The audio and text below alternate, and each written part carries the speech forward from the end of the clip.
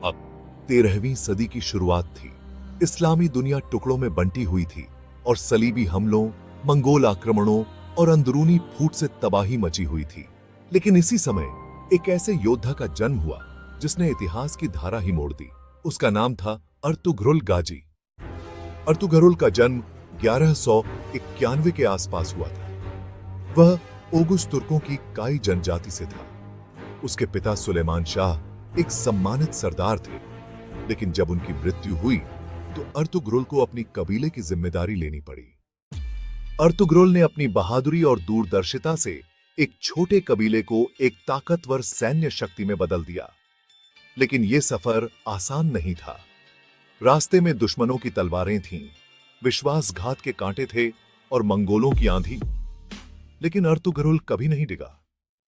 एक समय ऐसा भी आया जब अर्तुगरुल अपने लोगों को लेकर अनातोलिया की ओर बढ़ा। वहां उसने सुल्तान अलाउद्दीन की सेवा में मंगोलों के खिलाफ जंग लड़ी। उसके साहस से प्रभावित होकर सुल्तान ने उसे सोगुत नाम की एक रणनीतिक जगह इनाम में दी। यही इलाका बाद में उस साम्राज्य की नींव बना जिसे हम आज उस्मानी सल्तनत यानी ऑटोमन एम्पायर के नाम से जानते हैं। अर्तुगरुल का एक सपना था, एक ऐसी सल्तनत जहां इंसाफ हो, अल्लाह का नाम हो और जुल्म के खिलाफ तलवार उठे। उसके इस सपने को उसके बेटे उस्मान ने आगे बढ़ाया और वही बना ऑटोमन एम्पायर का पहला सुल्तान।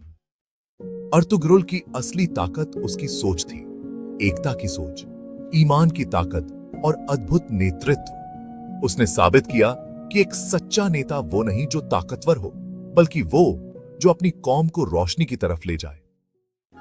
उसकी मौत के बाद भी उसका नाम मिटा नहीं। आज भी तुर्की में उसका मकबरा श्रद्धा से देखा जाता है और उसकी कहानी नई नस्लों को प्रेरणा देती है। अर्तुगरुल गाजी कोई काल्पनिक पात्र नहीं था, वो एक सच्चा इतिहास था। उसकी जिंदगी ने हमें यह सिखाया कि हालात चाहे जैसे भी हो, अगर इरादा नेक हो तो इनकलाब मुमकिन है।